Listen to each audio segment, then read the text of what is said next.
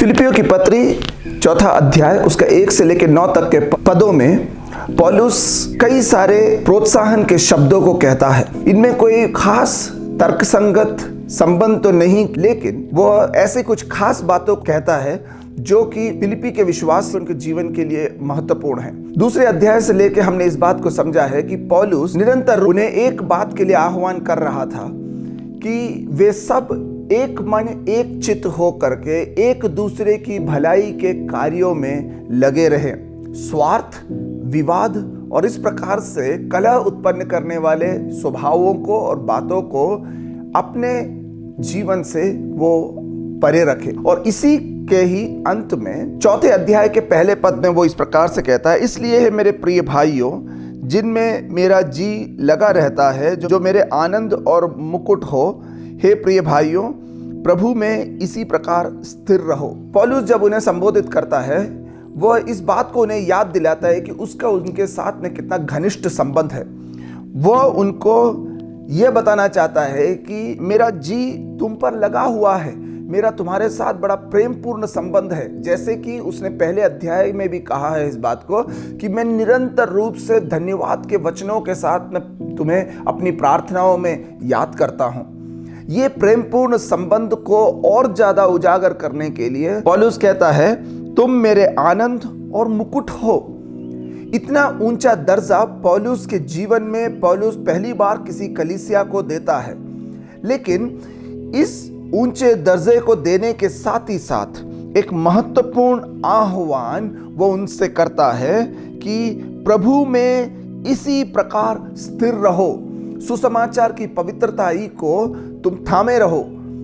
गलत शिक्षकों के पीछे ना जाओ, परंतु मसीह को अपना लक्ष्य बनाकर उसी के तरफ दौड़े चले जाओ, ताकि अंत के दिन में तुम अपनी दौड़ को पूरी कर उस मुकुट को प्राप्त कर सको, उस इनाम को जो तुम्हारा प्रभु तुम्हें देने वाला है उसे ग्रहण कर सको। इसमें तुम एक दूसरे के उदाहरण का अनुसरण करो और अपने स्वार्थ के लिए कार्य ना करो। इस प्रकार के बहुत सारी बातों को तीसरे अध्याय में वो कह रहा है, जिसके प्रति वो अब इशारा करता है कि इन बातों में स्थिर रहो। तुम्हें इन बातों को ध्यानपूर्वक करना है अपने जीवन में, और उसे करने में तुम्हें अडिग रहना है। कोई चीज तुम्हें इन बातों से विमुख नहीं करना है। और फिर कलीसिया के अंदर की खास बातों को लेकर के वो कहता है। 2 और 3 पदों में पौलुस 2 महिलाओं का उल्लेख करता है, यूदिया और सिंतके। लगता है कि ये दोनों स्त्री लोग फिलिपी की कलीसिया में प्रभावशाली स्त्रियां थी, क्योंकि ये दोनों ही पौलुस के सहकर्मी कहे गए हैं। इन दोनों ने ही सुसमाचार के प्रचार में पौलुस के संग बड़ी पीड़ा उठाई है, कष्टों को उठाया, उसके संग मिलकर के सुसमाचार के कार्य को किया है।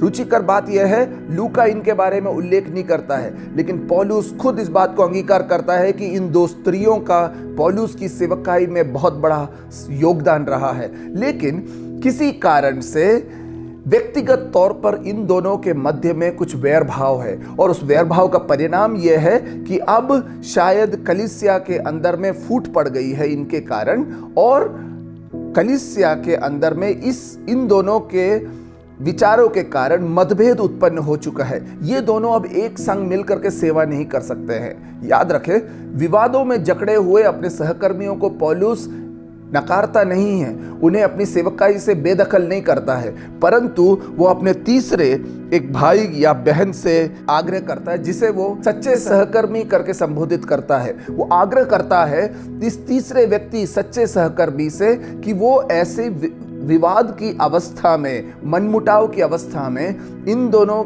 महिलाओं के मध्य में मेल मिलाप के कार्य को करे। वो कहता है कि तुम इन्हें सहायता करो, इन स्त्रियों को सहायता करो, ताकि वे आपस में एक दूसरे के साथ मिल करके रह सके, कार्य कर सके, एक दूसरों की हितों की बातों के बारे में सोच सके। क्यों?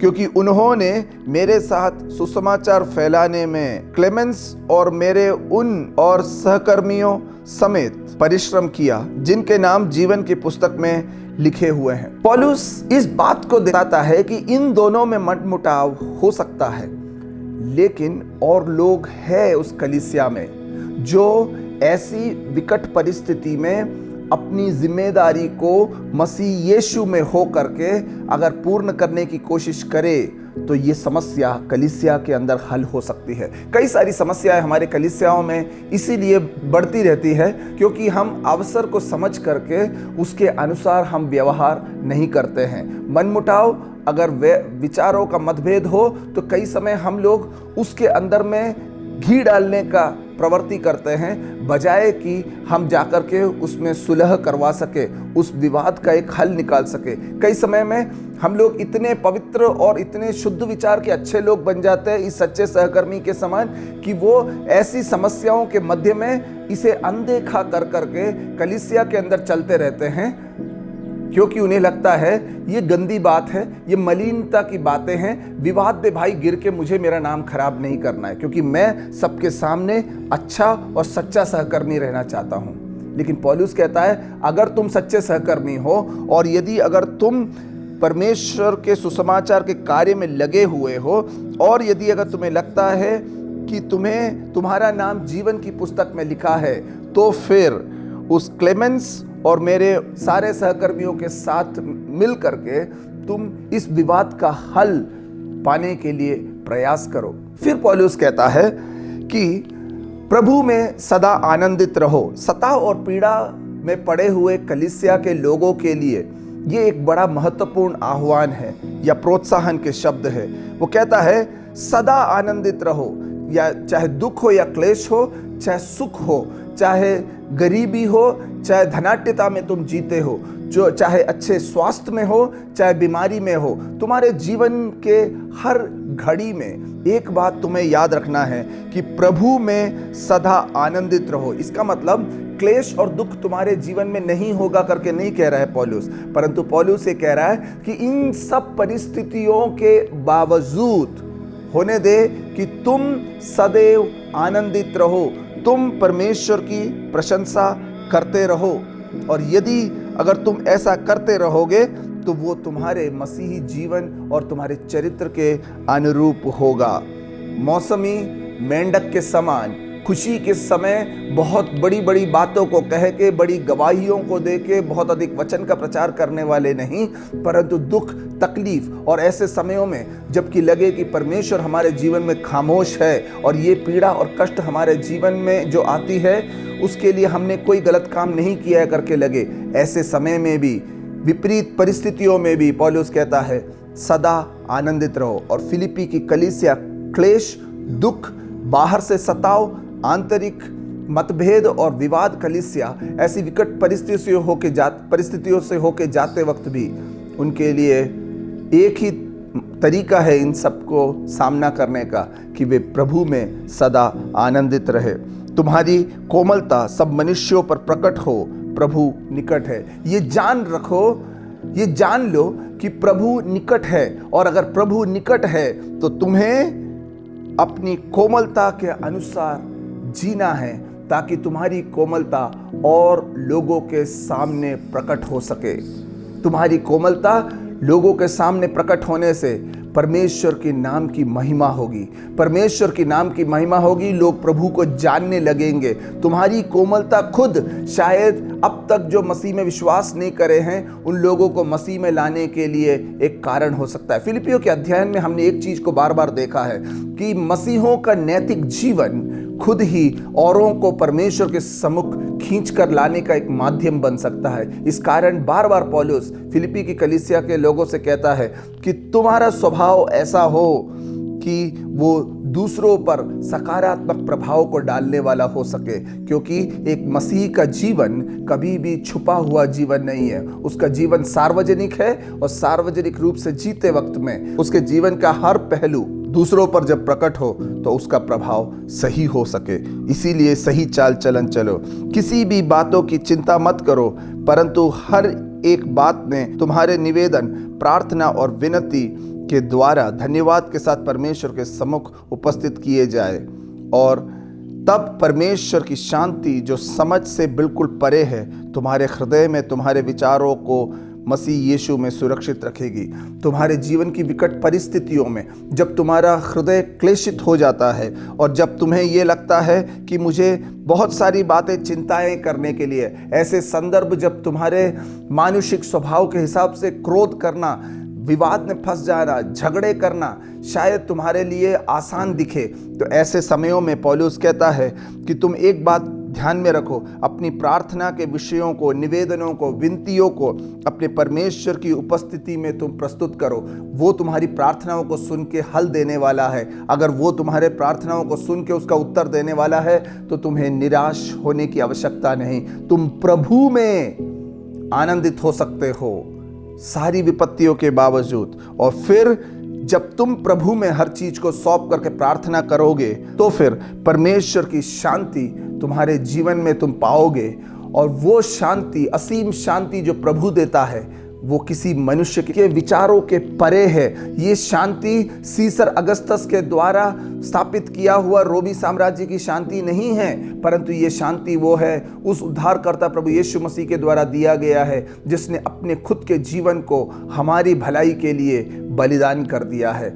वो शांति जब हमारे हृदय में आती है तो हमारा हृदय और हमारे विचार सब कुछ मसीह यीशु में सुरक्षित है। प्रियजनों, जीवन में कठिन परिस्थितियों में जब हम ऐसे एक बड़ी हिम्मत को रखते हैं और प्रभु में हम अपनी बातों को सौंप देते हैं, क्या आपको और मुझे नहीं लगता है कि ये हमारे जीवन को उत्तेजित करने वाला है? ये हमें इस बात का हिम्मत हमें देता है कि हम जान सकते हैं कि कितनी भी बुरी परेशानियां, मुसीबतें क्यों ना आ जाए, लेकिन यीशु मेरा हाथ कभी ना छोड़ेगा। यीशु मसीह में हमारी सारी बातें, हमारे सारे विचार, हमारे सारे हृदय की भावनाएं सब कुछ सुरक्षित है। पौलुस इन सब बातों को कह के फिर कहता है कि निदान है भाइयों, जो जो बातें सत्य है और जो जो बातें आदरणीय है और जो जो बातें उचित है और जो जो बातें पवित्र है और जो जो बातें सुहावनी है और जो जो बातें मन भावनी है, निदान जो जो सद्गुण और प्रशंसा की बातें हैं, उन्हीं पर ध्यान लगाया करो। तुम्हें संसार के और सारी बुरी बातों पर, और या जो ये गलत शिक्षक लोग तुम्हारे बीच में आकर के स्वार्थपूर्ण बातों को तुम्हें सिखाते हैं, उन स्वार्थ की बातों पे तुम्हें ध्यान लगाने की आवश्यकता नहीं है। भली बातें, मसीह का सुसमाचार, एक दूसरे के हित को याद रखना और मसीह को अपना लक्ष्य समझ करके उसके पीछे चलना, ताकि तुम उस मुकुट को उस अंत के दिन में उससे पा सको। इन सब अच्छी बातों को, मन भावनी बातों को, इन सब सुहावनी बातों को, इन सब आदरणीय बातों को तुम अपने जीवन का लक्ष्य बना लो। जो बातें तुमने मुझसे सीखी और ग्रहण की है और सुनी और मुझ में देखी है। पौलुस दोबारा 3 अध्याय के 17वें पद की तरफ इशारा करके कहता है, मेरे उदाहरण का पालन करो जैसे मैं मसीह का अनुसरण करता हूं। जो कुछ बातें हैं फिलिपियों तुमने मुझ में देखी है, सुनी है, समझी है, इन सब बातों का तुम ध्यान से अपने जीवन में भी पालन करो। अब परमेश्वर जो शांति का सोता है तुम्हारे साथ रहेगा। जैसे मैं मसीह यीशु के साथ अपने सब दुख की अवस्थाओं में, रोमी कारावास में रहते वक्त में भी मेरे मसीह के लिए मैं जब विश्वास योग्य होकर कार्य करता हूँ और उसके लिए मरने के लिए भी तैयार हूँ, ऐसे संदर्भ में ये जान लो कि प्रभु अगर मेरे साथ है और तुम अगर अब तुम्हारी विकट परिस्थितियों में प्रभु को अपने निकट पाना चाहते हो तो मसीह के समान उसके स्वभाव को अपने अंदर बनाओ। तो ये परमेश्वर की वाचा है कि वो तुम्हारे दुख, तकलीफ और अशांति के समयों में तुम्हारे हृदयों को शांति से भरेगा और वो तुम्हारे साथ बना रहेगा। आखिरकार प्रभु यीशु मसीह संसार से उठाए जाते वक्त में उन्होंने वाचा में कहा था कि संसार के अंत तक मैं तुम्हारे संग हूँ। प्रभु आप सबों को इन वचनों के द्वारा आशीष दे।